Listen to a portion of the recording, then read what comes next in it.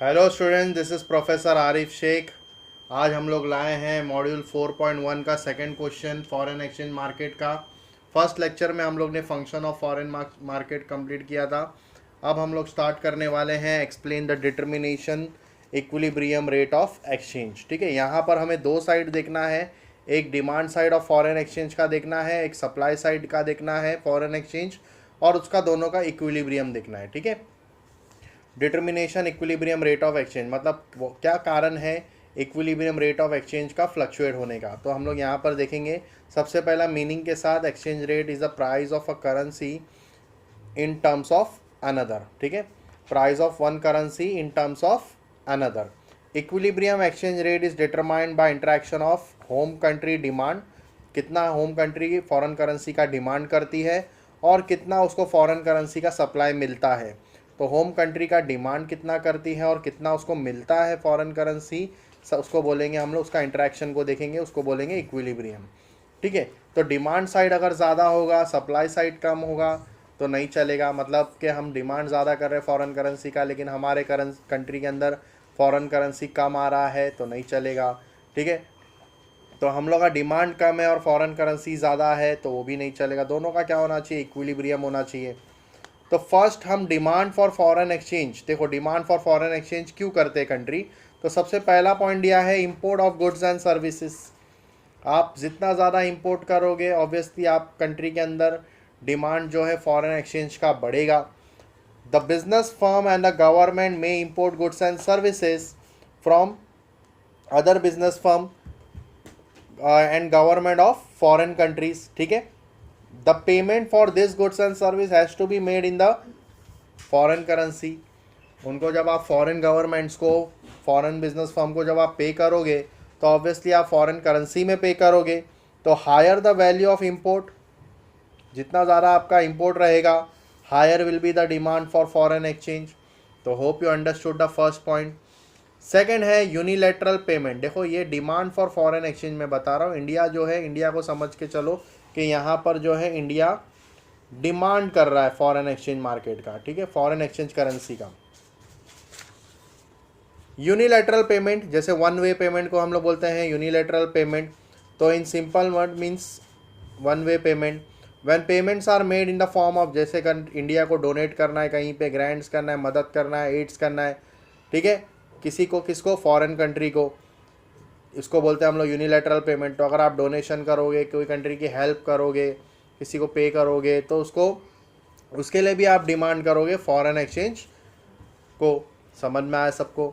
Third point है investment, loan repayment, या अगर डोमेस्टिक फर्म, इंडिविजुअल, उसको कहीं इन्वेस्ट करना है या परचेज ऑफ असेट्स करना है फॉरेन कंट्रीज़ के अंदर, बट ऑब्वियस तब भी वो डिमांड करेंगे ज़्यादा किसका, फॉरेन एक्सचेंज का। तो देखो हम डिमांड साइड देख रहे हैं बच्चों, ध्यान दो ज़रा यहाँ पे। डिमांड साइड मतलब क्या, कि इंडिया क्यों डिमांड कर रहा है फॉरेन एक्सचेंज का, उसको क्यों चाहिए फॉरेन करेंसीज। तो इसीलिए चाहिए, import of goods and service करने के लिए, किसी को डोनेट करना है, मदद करना है तो यूनिलैटरल पेमेंट करने के लिए, कहीं फॉरेन करेंसी, फॉरेन कंट्रीज़ में इन्वेस्टमेंट करना है तो उसके लिए। तो यहाँ पर दिया है। फिर यहाँ पर आप देख सकते हो फोर्थ पॉइंट में दिया, बिजनेस को एक्सपांड करना है फॉरेन कंट्रीज़ के अंदर तो हम डिमांड करेंगे फॉरेन करेंसी का। तो some domestic company may want to expand their business in foreign countries, दिया है यहाँ पर। ठीक है, तो this may require them to invest huge amount for initial setups, पैसा ज़्यादा लगेगा।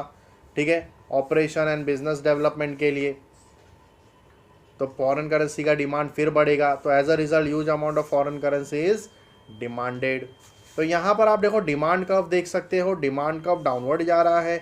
The reason behind demand curve downward जाने का, यहाँ हम देखेंगे कि जैसे जैसे देखो यहाँ पर, जैसे 2, 1, 1.5, 1, 0.50 आप देख सकते हो, ये दिया है यहाँ पर रेट, एक्सचेंज रेट दिया है रुपीज़ और पर डॉलर के हिसाब से वाई एक्सिस में, और एक्स एक्सिस में हम लोग देखेंगे डॉलर पर डे का कितना डिमांड हो रहा है। ठीक है, तो जैसे आप देख सकते हो स्टूडेंट्स, जैसा यहाँ पे रेट्स जो गिरता जा रहा है तो आप देख रहे हो कि डिमांड जो है वो बढ़ता जा रहा है, रेट गिर रहा है, डिमांड बढ़ता जा रहा है। जैसे मैं अगर इसको एग्जांपल में आपको समझाऊं कि $1 इक्वल टू 80 है, तो अगर कहीं 2 रुपया फ्लक्चुएट हुआ मतलब 78 हो गया, ठीक है, तो आपने पहले 100 डिमांड किया था, तो अब आप 200 डिमांड करोगे।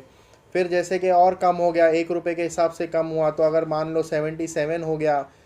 ऐसा जैसा रेट गिरता जाएगा तो आपका डिमांड जो है वो यहाँ पर बढ़ता जाएगा। देखो यहाँ पर 200, 150, 200, ऐसा यहाँ पर मतलब डिमांड कब जो है वो डाउनवर्ड जा रहा है। तो यहाँ पर एक सिंपल वर्ड में दिया है, the demand curve for dollar slope downward indicate जितना लोअर होगा एक्सचेंज रेट, जैसे जैसे रेट गिरता जाएगा 80 से 78, 77, greater quantity of dollar is demanded by the Indian resident. तो hope you understood the demand side, आप लोगों को समझ में आ गया होगा स्टूडेंट्स। अब मैं आप लोगों को बताता हूँ supply sides of foreign exchange. ठीक है, अब जो है इंडिया के पास पैसा आएगा, इंडिया रिसीव करेगा, इंडिया को वहाँ पे पेमेंट करना था, अब यहाँ पर इंडिया रिसीव करेंगे।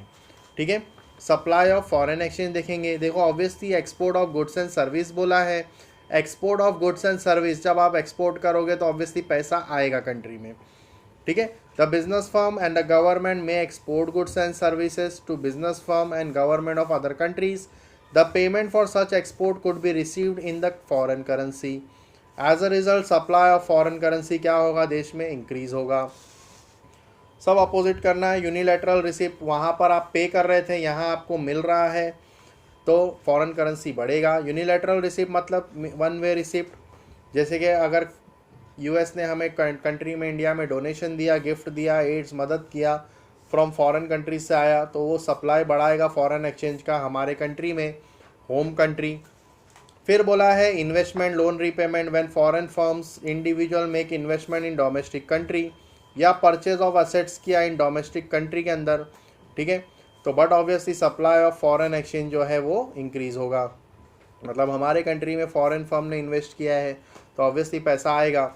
Business expansion in home country, obviously some foreign companies होती है जिनको एक्सपांड करना होता है बिजनेस डोमेस्टिक कंट्रीज़ के अंदर, उसके लिए भी उनको रिक्वायर होता है huge amount for initial setup operation business development के लिए।